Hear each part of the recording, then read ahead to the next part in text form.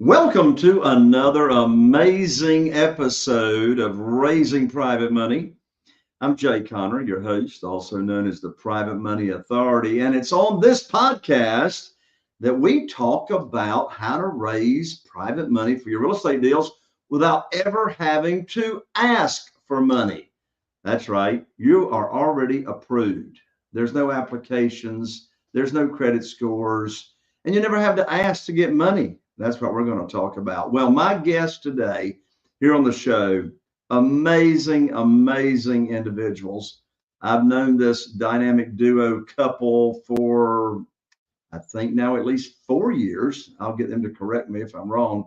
Well, anyway, they have raised $3.3 million in private money, and they just keep using it over and over again on multiple deals.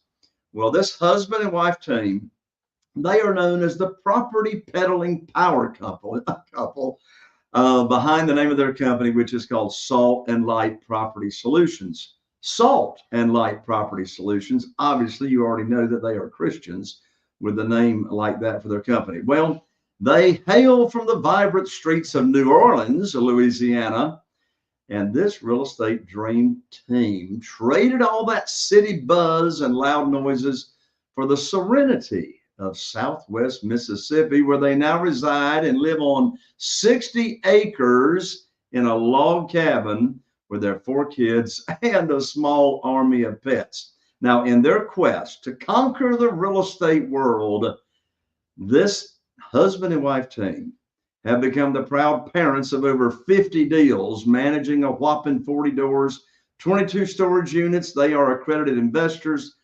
published authors, got their own best-selling book, and they're the masterminds behind a thriving local REIA that they started and founded right there where they live.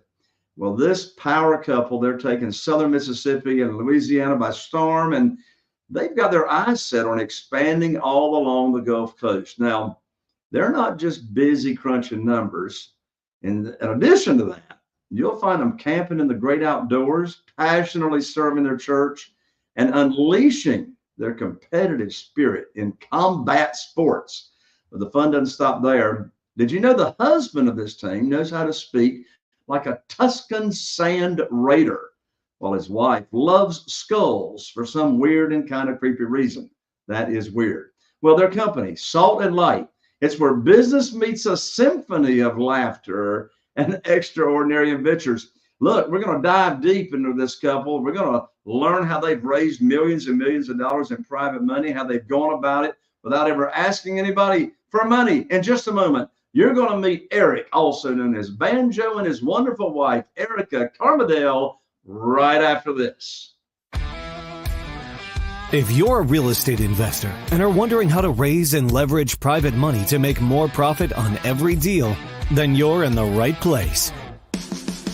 On Raising Private Money, we'll speak with new and seasoned investors to dissect their deals and extract the best tips and strategies to help you get the money, because the money comes first. Now here's your host, Jay Conner. Oh my lands, it's Banjo and Erica Camardelle live right here in the flesh. My first question, first of all, welcome to the show, guys. Thank you so much, man. Good afternoon. Good to be here. Yeah. Yes, this is fine. Listen, if you're listening to this show right now, I promise you, you do not want to turn the dial. Well, that's back when radios had dial. You do not want to change this channel or delete or go somewhere else until you've heard this whole show, because Erica and Banjo are going to dive deep, give you step-by-step advice from their own experience as to how they've raised all this private money without ever asking anybody for money. So this is going to be a dynamic episode. So welcome to the show, y'all. My first question is, Erica, why do you like skulls? Well, it was something that my uncle used to collect, and after he passed away, I just kind of took over it in his memory. What kind of skulls? I have like ceramic skulls from when we went on vacation that I have as a souvenir. Are you talking about skulls that look like human being skulls? Yeah. You know, Erica, I thought I knew you pretty well. So, let's not talk about that anymore. So let's get into your all's experience on raising private money.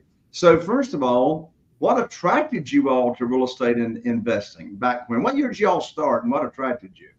Well, 2008 would be the reason we started. The reason, or the time we started, and the reason is because I got introduced to it by a friend of mine at the time. He was a friend and became a partner, and he started giving me these facts about wealth and what percentage of the millionaires in America are in the real estate and how it's passive income. And I was really intrigued by it. And so I took him for his word and took his advice. And that's when I started. I turned my first house into a rental back in 2008. So you became a bona fide real estate investor in 2008. So how old were you? 17 years old? I think in 2008, I was more of a boneheaded real estate investor because I did it all wrong for many, many years. Well, what did you do wrong? What were your early mistakes? Man, it was this one house really that I owned that whole time up until 2018 till I really got serious about it. But I was very procrastinating kind of guy. It was all about hobby. It was basically a hobby, like a little side gig, a way to just kind of make extra money. That was the main mistake right there. Is in my head, I thought about real estate as a way to make a little extra money. Well, there's a writer downer. What year did you get serious?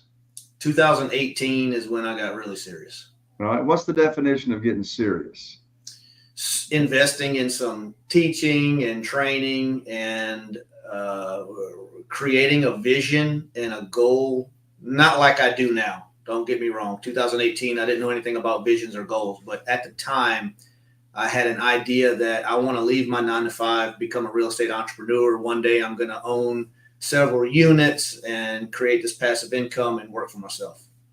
So you sort of started answering my next question. What have you got? ESPN?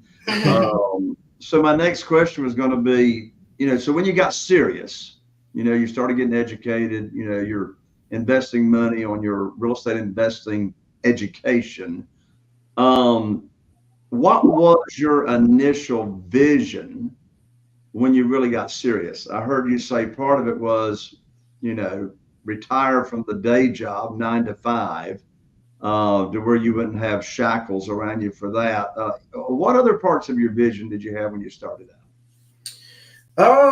I guess you could say wealth, being able to leave a legacy for my children, teaching my children how to run business, teaching them about real estate, not wanting for much, that kind of stuff, being able to do what I want to do, when I want to do it, with who I want to do it with. And for how long you want to do it. Yes, sir. So, now Erica, when did you, were you all on board with Banjo back in 2018 when he was wanting to get serious about this? So I supported him in whatever he wanted to do, but I had nothing to do with it. I didn't think real estate investing was something for me. Just because you were a school teacher, right? I was a high school math teacher.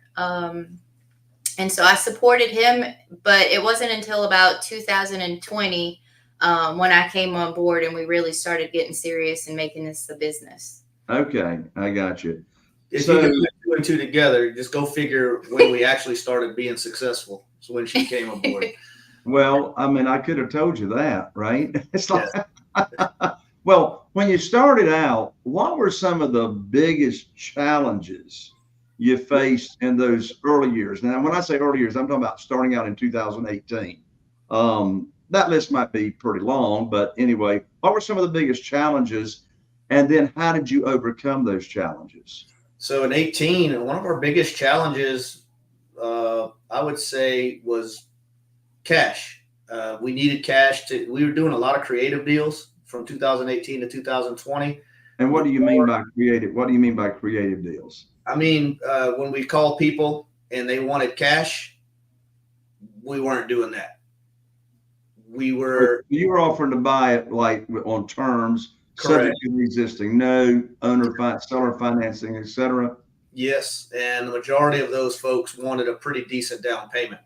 And so my partner had some capital and we expended a ton of capital, but there were a lot of deals that we needed to pass up because we didn't have, we didn't have enough capital to be just buying these houses cash all the time. And we had, or Jeff mostly had enough capital to buy. I think we ended up doing 5 deals in 5 months. We were getting after it, but we ran out of money at some point. We had to slow down, tap the brakes. I wouldn't call it shiny object syndrome, but I would say maybe lack of systems probably was a hurdle back then, because both me and my partner found some multiplex properties that kind of took our attention away from the flipping business that we were partnered up in. And that basically came to a stop. So a couple of different challenges. And during that time when we had those new apartments, they were all working on their own. They were in there doing the repairs. And so if you're tied up doing the repairs, you're not making more calls, getting more deals. So time. Also. So when you started out in those early years, you were doing your own rehabbing, right? For the most part. And if I could do it, I was going to do it. Yep. Yeah. Well, you know what I say? You've probably heard me tell this story, but anyway, a few years ago at one of our live events, an attendee, I was talking about rehabbing, and one of the attendees just made the comment, said, Jay, I just love rehabbing my own houses because it's like therapy to me. And my immediate response was, anybody that rehabs their own houses needs therapy. Which you probably came to realize that, right, Banjo? Yes. Yep. I agree. So one of your biggest challenges was you ran out of cash, right? Yep. Yeah. And was that running out of cash to invest in more houses, or was that running out of cash, period? Usually to get more housing, housing. So if you ran out of cash, because the majority of the for sale by owners, as all of us know, in the real world, require all the cash. Now, if you're really good and you can negotiate and you understand creative financing, there's a percentage of people, of course, that will say, I've bought a bunch of houses on subject to, not recently in this market, but the majority of mine have been all cash for private money. So how did you fix that challenge of getting money to have cash to do deals? We learned how to raise private money. So that really was the pivoting point, right? 100%. Yep, that was our missing piece to the puzzle. We knew how to do terms deals, and we can only get so many. And then once we found the private money, that just put it all together for us. So let's deep dive into you two's emotions. Describe how you felt when you got your first private lender that told you they had X number of dollars. We'll start with that. How did that make you feel? I got a speeding ticket. No, I remember the day. It was a family friend, and I remember a long time ago he mentioned that he called me up and was asking me if I knew any good places to invest his money. And I didn't at the time. I just knew that from the little bit that I knew about investing was that, and I don't even know if this is good advice, but this is all I know at the time. I said, I don't know. I heard that if you invest money with a financial advisor, make sure they're doing commissions. That way, if you're making money, he's making money. But if you're not making money, then he's not making money anyway. That's all the advice I got for him back then. And then that guy entered my mind when I was, writing down people that I can present this opportunity to. And so I called him up and I reminded him about that time. And he was very, very interested in hearing about everything. And I was very excited because I knew I can help him find what he was looking for. And I knew he can help me find what I was looking for. And it's been a great relationship ever since then. Wonderful. And so how did you all feel when you closed your first deal with private money?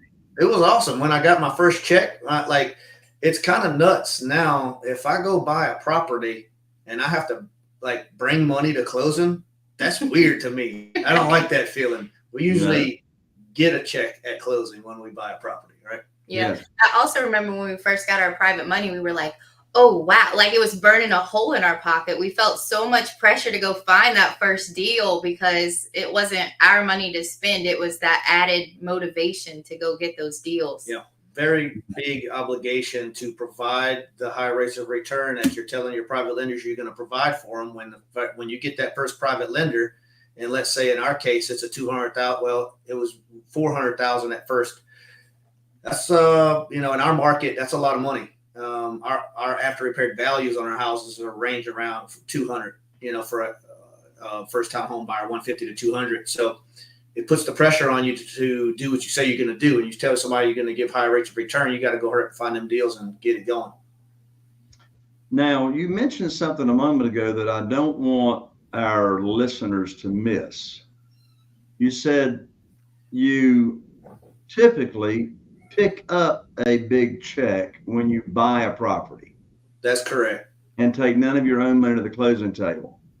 That's correct. How in the world can you pick up a big check when you purchase? Yeah. So we do not allow any of our private lenders to lend more than 75% of the after repaired value of a house. And so, for instance, let's say this house is a $200,000 house. We can borrow up to 175%, which is $150,000. That leaves a $50,000 conservative large equity cushion to protect us, the private lenders, and us, the investors, and our private lenders. Let's say we get the property super cheap, and the rehab is a medium rehab. We'll borrow a little bit more than we need for that rehab and that house, and it gives us a little extra cash. Not to mention you have the rehab expenses wrapped up in that check as well. So just to be clear, for everybody to understand, you'll borrow up to 75% of the after repaired value, not 75% of the purchase price. That's correct. And if your listeners are conservative, like me and Erica are, they're probably thinking the same thing me and Erica thought when we did our first deal. And that's, I don't need to borrow 75% of the after repaired value of the house. I'm going to borrow exactly what I need. And we made that mistake too on our first couple of deals. So why did that end up being a mistake? Well, I don't know if you ever met my friend. He's become a friend. His name's Murphy. Yeah, I've met Mr. Murphy many times. He's more like a relative than a friend. He's got a real bad habit of showing up in our rehab houses. I think he's related to that guy named Mayhem. I see him on a bunch of other commercials. Yeah. But when Murphy shows up, he can bring his cousins and his family members and everything, and it's really, really good. I would say it's almost more conservative to make sure you borrow the 75% of the after repaired value. That way you are ready and poised when Murphy shows up. It's not if, it's when. And then you'll be ready to just handle those problems when they pop up. Yeah, we weren't thinking about Murphy. We weren't thinking about all of the carrying costs that comes along with it, all of the interest that we were paying to our lenders. So all of that extra money that we borrowed really helps out. Sure. And just to be clear, for the sake of our audience, what Eric and Erica are talking about on Murphy is really not a person. It's back to the phrase Murphy, the law of Murphy. If anything can go wrong, it will go wrong. And in the rehabbing business, it always costs more than you thought it would. It always takes longer than you thought it would, which makes the case for don't ever buy a single family house that needs rehab without a home inspection, for goodness sakes. So yeah, I love it. When I'm doing deals, when I'm doing a deal, in fact, I just closed on one this past Friday, and got a big check. Got a big check yesterday. Actually, the check is over $100,000. I love getting paid over $100,000 to buy a property, and I haven't done anything with it. Of course, a big chunk of that $100,000 is going to be going towards the renovation. But here's what I've learned. Here's a great checkpoint as to whether you should do a deal or not when you're paying all cash, whether you're using your own cash or you're using private money. And that is, and here's a writer downer, if you can't bring home a big check when you buy, you shouldn't do the deal. I mean, right there is your checkpoint. If you can't bring home a big check when you buy, now, of course, this only works when you're buying properties at deep discounts. And when you buy properties at deep discounts, you buy properties at deep discounts when they need renovation. That's why you're getting the discount. So that's a good check. But in fact, my favorite phrase on my real estate attorney's check stub that I pick up, which my real estate attorney is, can you believe, just right here next door, 12 feet down the sidewalk. In fact, I just saw her before getting here on the show. But my favorite phrase on her check stub is excess cash to close. And my Lansdowne, I love me some excess cash. So, this show, Raising Private Money, is all about raising private money without ever asking anybody for money. So, Erica, Banjo, how do you all go about getting $3.3 million in private money that you're able to use over and over and over again on real estate deals, and you never ask anybody for money? How in the world does that work?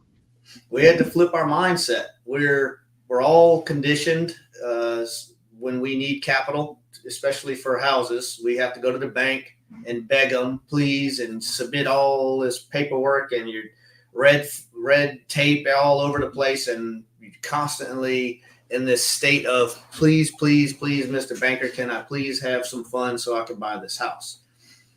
And when you're working with private lenders, you have to flip your mindset. We never asked any private lender that has ever came on board to do business with us for money, or we've never pitched a deal or anything like that. What we do is we have perfected and established and perfected our perfect private lending program, which our private lenders love as a product itself. And what we do is we just basically ask them, listen, do you or anybody you know have any liquid capital or any retirement accounts that's not making high rates of return?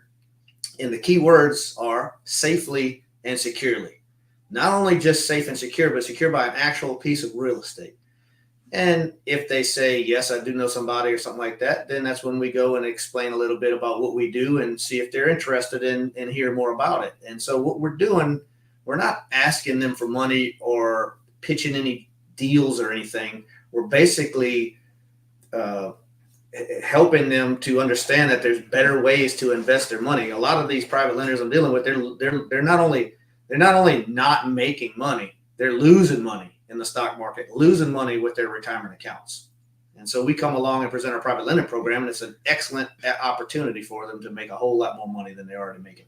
Yeah. And this was a real game changer for me. I mentioned earlier that I was just not interested in real estate, and I just kind of got drug into it because I was helping Eric. But what really changed for me was when I realized how much of a difference I was making in other people's lives by giving them this opportunity to invest with us. Mm-hmm. And once I realized that I was making a difference and that I wasn't trying to sell them anything or convince them to do anything, when I realized that it was the difference in their lives that I was making, I felt like I couldn't hold my program back to anyone because it's such a great opportunity for them. Yes. And you nailed it on the head. I mean, that shift in mindset, instead of asking for a mortgage or applying for a mortgage, there's no selling, begging, chasing, or whatever. It's all about teaching, putting on your teacher hat, explaining the program just exactly as you said. Now, so you share the program. What's your favorite ways to get the word out? I mean, there's multiple ways to get the word out, but what's your favorite ways to share with people what your private lending program is? Here you go. Oh, my favorite way is to do a private lender luncheon. We do a little presentation and feed everyone some lunch and let them know about our program. But I'll add, there's a caveat to that. So private lender luncheons in the beginning, were not our favorite way to do it because we've never done one yet, right? And those things are scary if you've never done a professional, any kind of luncheon. And so in the beginning, my favorite way to do it was phone calls. I'm a get on the phone type of guy. Erica is more of a text messaging person. So I would get on the phone and call people and talk to them about it. And then Erica would do the Facebook messaging, I believe. Yep. Gotcha. So what is a private lender luncheon and why is that your favorite way? So luncheon is where we get together with people that we know. We invite team members. We just invite our people that we've met networking, friends, family. And we get together about 25 people and we feed them lunch and then we let them know about our program. So you feed them lunch and so you let them know about your program. So you've got a presentation, right? Oh, yeah. Where you're teaching. So are you like talking about any deals that you need funding for in this, or are you just teaching how the program works? Nah, it's an overview. We try to hit all of the most important points that a private lender is going to be concerned about. Gotcha. How are they protected? Why would they want to do business with us? Why do we want to do business with them? Now, as far as pitching a deal or kind of like, all right, guys, this is the deal. This is what the money's going to look like. That's definitely not what we're talking about here. We have a couple of slides with a couple of recent deals that we've done funded with private lending, just so they can get an idea on what we're talking about. But as far as pitching a particular deal, no.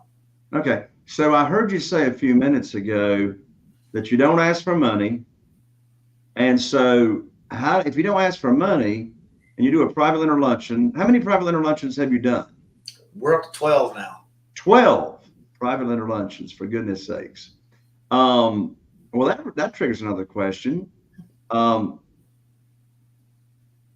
12 private lender luncheons, I mean, like, did you already have all them people in your cell phone or contacts, or did you like run through your contacts and then you had to like go meet new people or something? Yeah.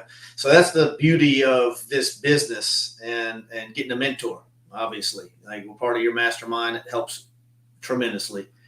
And what I mean by that is, when I first started this business, people would talk, you would hear Facebook is a social network thing. It's like, what does network really mean? You hear about these network meetings. I never knew what networking meant. Now I do. And so once we've taught all of our people what we do that we already know, which probably was about 300, 400 people, right? We talked to them. They either weren't interested or they were. Well, now what, right? So we're out at the gym, like you said in our intro, we like combat sports. So we're doing our jiu-jitsu and our kickboxing stuff, and we know people at the gym. I'm in the Rotary Club and certain little networking groups that I go and visit, church, anywhere that you know people and you can network with. Network meaning talk to them, see how you can help them, see how you can serve them or their business. And lo and behold, while you're talking, sooner or later, somebody's probably going to ask you, well, what do you do? And that gives you an opportunity to share with them that you teach people how to make a lot of money using a little known strategy called private lending. That's how you introduce yourself when you're meeting somebody new. Let's say you just met me. I say, well, Banjo, what do you do? Hey, Jay, how you doing? Yeah, I teach people how to make a whole lot of money using this little known strategy called private lending. I love it. I love it. Now, you said something a moment ago. So, there's another question first. You've done 12 private lender luncheons. You've raised $3.3 million. You used to be full-time working on the railroad, right? Or working at the railroad. I don't know if you're working on the railroad like the song.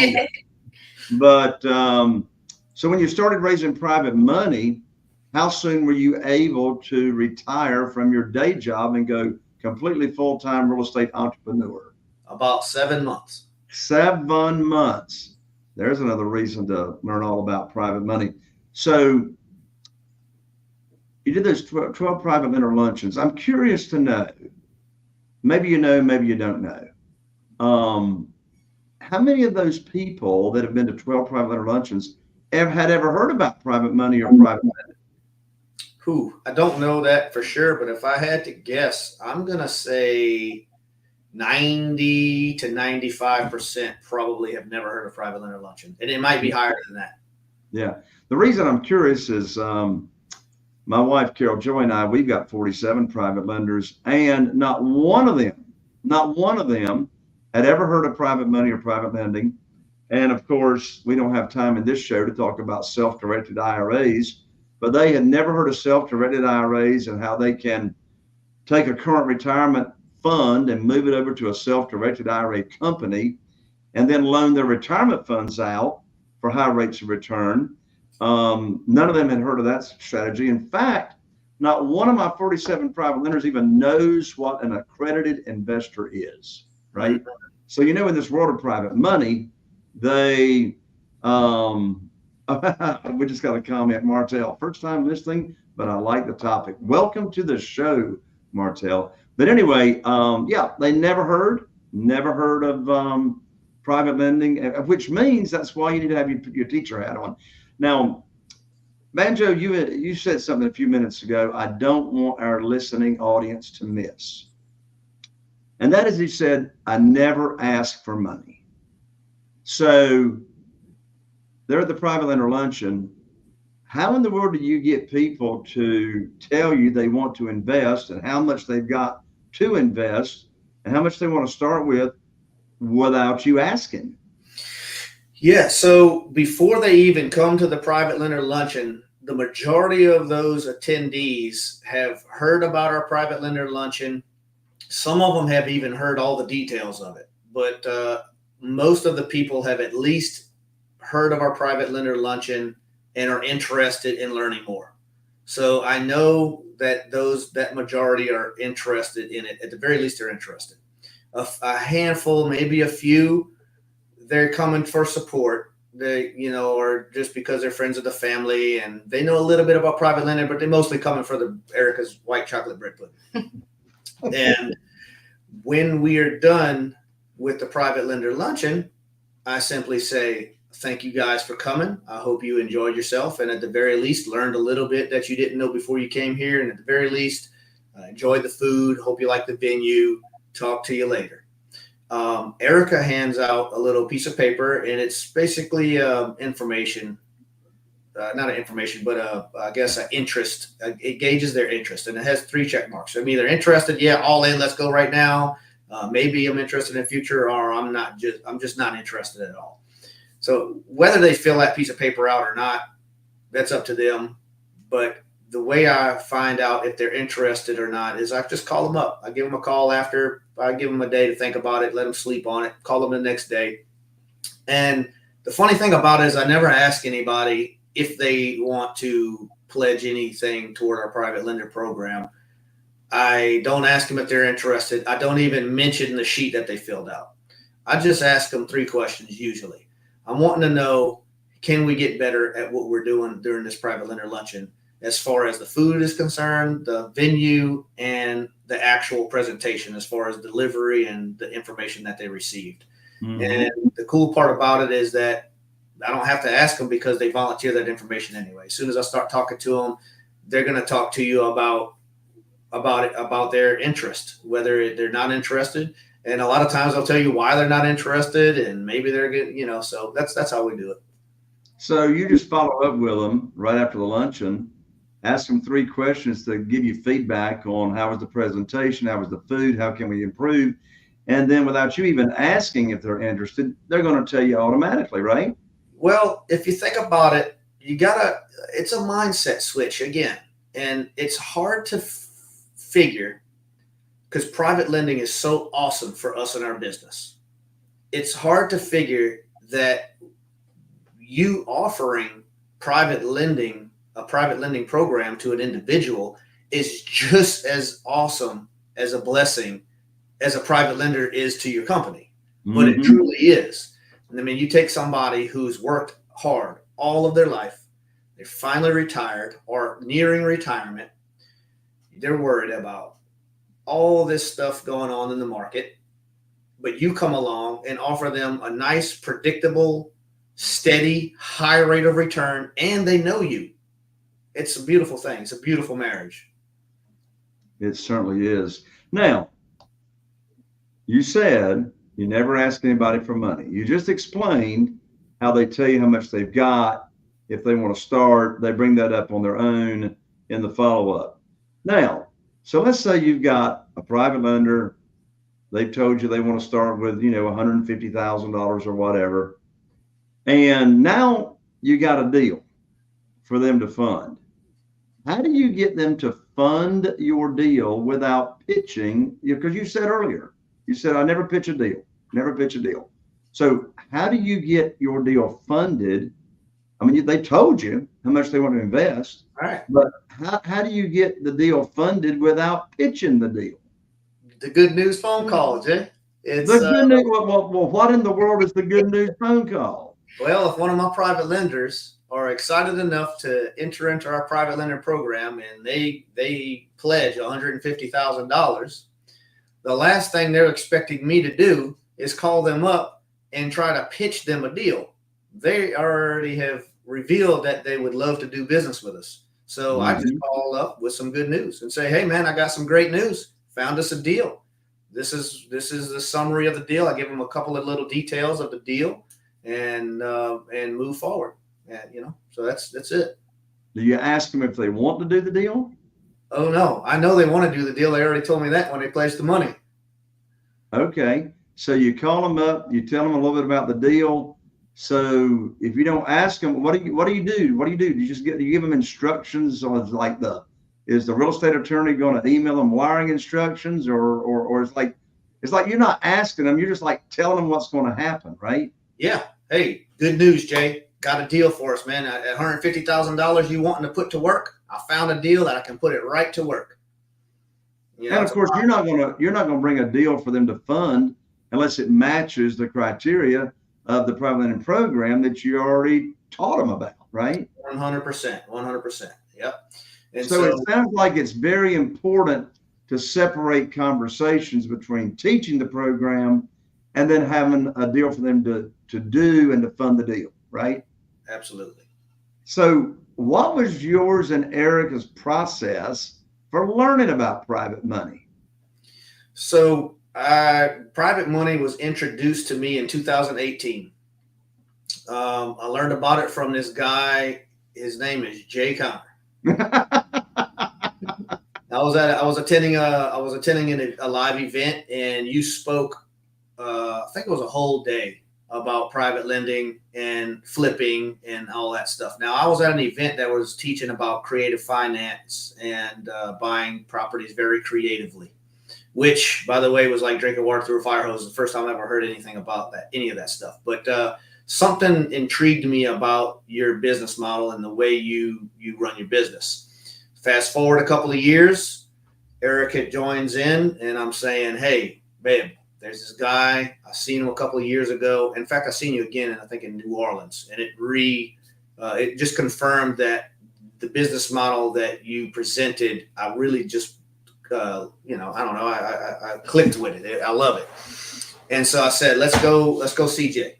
So that's not what he said. He said, let's go to the beach. That's like Banjo bribes you, right? Like my live events are here, Oceanfront Hotel. And so he says, let's go to the beach, right? That's right. Well, and shoot, I mean, you all came to that event and 7 months later, yeah, you were full-time, retired from the railroad. I mean, what is different about you all? I mean, some people come to a live event and nothing changes for them. I mean, same information that I'm teaching from stage. Some people have a transformation like you two. Yeah. Some people don't. Why is that? What makes you all different to where you had this transformation in such a short period of time?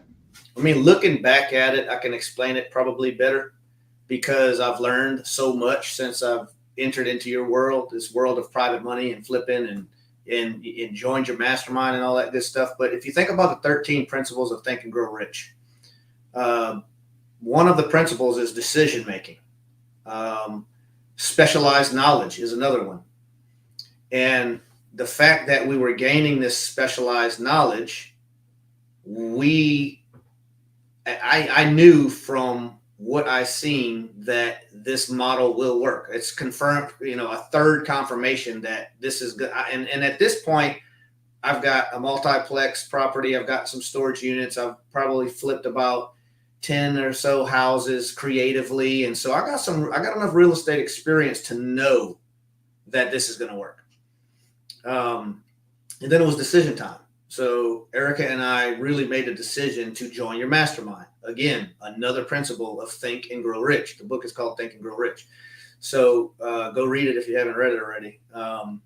And the accountability piece, the amount of specialized knowledge and education you receive by networking with individuals that are doing the same business you're doing is what really catapulted us. And accountability. So, I was talking to Chaffee, one of your coaches and team members at your live event, and I told him that my plan to leave the railroad was January of 2023. This was October of 2020 that I told him this. And that was a pretty conservative plan, I thought, but he beat it up pretty good. He said, no, that's a ridiculous plan. It's so weak. And he made me think about it. He challenged me. I told him at that lunch, I said, man, I know I can do 10 times better if I ever left the railroad. I'd have 100% of my focus right on my business. I'd do 10 times better. He said, no, you don't. And I said, what do you mean, no, I don't? He said, well, quit then. I said, yeah, but if I quit, he said, but nothing. If you really, truly believe that you'll be doing 10 times better if you can quit your job, then quit. And so what that did for me is it made me go home and wrestle with that. I had to wrestle with, because I really did believe that I could do 10 times better if I left the railroad. So what am I doing? Why am I procrastinating? Why am I waiting so long? So fast forward, we did decide to jump all in, went full time with you and your mastermind. And it was awesome because it really challenged us. And then we were able to hatch a plan, a real plan, a challenging yet attainable plan. And we followed through with it, So, it's nothing. I don't know if it's too much different with us, but it's the decisions that we've made that really made a big difference in our trajectory and how fast we got to where we were going. What I'm hearing you say is you just made a bona fide commitment. Absolutely. Yes. You made a bona fide commitment that you're going to make it happen. Well, I mentioned in your introduction, but I really want to bring it now. You all are a published author, and let's talk about your book. Let's talk about how people can get your book. Here on Raising Private Money, a percentage of the audience are real estate investors wanting to raise private money for their deals. But we also have here in the audience, we have individuals that are looking for better rates of return with their investment capital. They might have money in a CD that right now, boy, rates are coming down fast. I mean, they are coming down fast at the bank. Here at First Citizens Bank, I met with them earlier today, and 7 months ago, they were offering 5.25% for a 7-month CD. That's already dropped down to 4.25%. And if you look at their long-term rates or whatever, they're expecting rates to drop tremendously. But how can people that are listening to this show that really want to have an opportunity to get higher rates of return? I mean, how many private lenders? I mean, I know you got 3.3 million that you keep using over and over and over again on different projects, but how many private lenders do you currently have? We're about 15 right now. Mm-hmm. All right, so 15 private lenders. So tell people about your book. What's the name of your book? I don't know if you got a book handy that you can hold up for those that are watching on YouTube. Not right now. Right here. Well, what's the name of your book, and how can they get your book, and what is the book about? Sure. It's called Low Risk, High Returns. You can find it on Amazon, but if you go to our website, www.saltonlightpropertysolutions.com, you'll see a couple of menu items up there, and just go to the real estate investing tab, and you'll see a copy of our book there, and you'll be able to click the link to go to Amazon. And also, if you just want to chat it up with us, you can click our little chat box right there, and you'll get me or Erica. All right. So for those of you listening, some of you watching, make note of this: www.saltandlightpropertysolutions.com. That's saltandlightpropertysolutions.com. Go there to the website. If you're looking for higher rates of return, this book will, so why would somebody want to get this book? What's the book going to reveal to the reader? It gives you a view, a 40,000-foot view of what private lending is, how it works, and then it dives deep into our private lending program to give a good example of what a good private lending program would look like. Awesome. So if you're listening to this show and you're remotely interested in learning about how to get really, really high rates of return safely and securely, doing business with two of the most reputable people I know on the planet. They got a servant's heart. They want to make a difference. They want to give back, and they take care of their private lenders. Have any of your private lenders ever lost money? Oh, no, absolutely not. Have all of your private lenders received every interest check, every payment that they were promised in the promissory note? Yes, sir. I knew the answer, but I wanted the audience to hear it. So again, you're listening to the show. Go to www.saltandlightpropertysolutions.com. Get a copy of the book. Set up an appointment to talk with Banjo or Erica. Learn how you can get involved and be a private lender with them and earn a lot of money safely and securely. By the way, Banjo and Erica, before I let you go, how did you come up with the name Salt and Light Property Solutions? Oh, that's a good one. That's a good question. So I actually tell this to everyone that comes to our private lender luncheon every single time, because not everybody recognizes the term salt and light.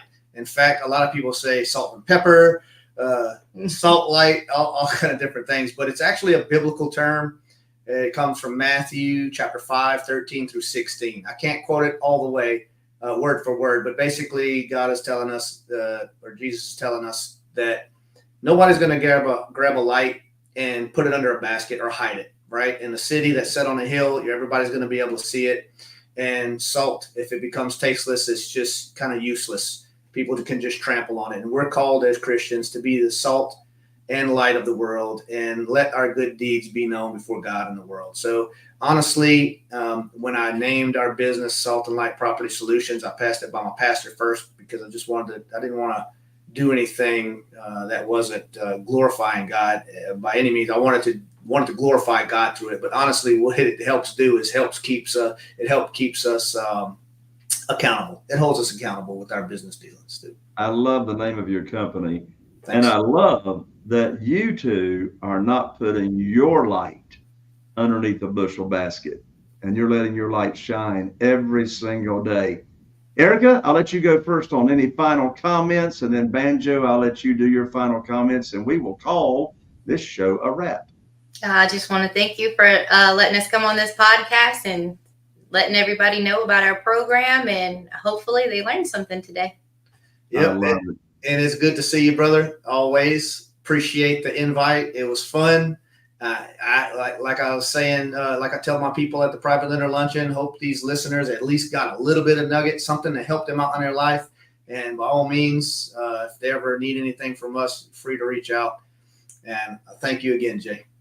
Thank you all. Thank you for sharing your story. You two are a model. I mean, you two are a perfect model for other real estate investors, whether you're starting out or you're seasoned and you want to grow your company, make a difference, and raise a lot of private money. Banjo and Erica, have an amazing day, a better than amazing day on purpose. And thank you for joining me. And thank you, all of our viewers and listeners that have joined us on this amazing episode. Thank you for being here. I really appreciate it. If you are on, if you're listening to any of your podcast platforms, be sure to follow me and rate and review. That'll certainly help us keep coming back with more amazing guests like Erica and Banjo. If you happen to be watching on YouTube, be sure to subscribe, ring that bell so you don't miss out on the upcoming episodes with more amazing guests. I'm Jay Connor, the Private Money Authority, wishing you all the best, and I look forward to seeing you right here on the next episode of Raising Private Money. Are you feeling inspired by the knowledge you gained in this episode? Then head over to jconner.com/moneyguide. That's jconner.com/moneyguide and download your free guide that shares 7 reasons why private money will skyrocket your real estate investing business right now. Again, that's jconner.com/moneyguide to get your free guide. We'll see you next time on Raising Private Money with Jay Conner.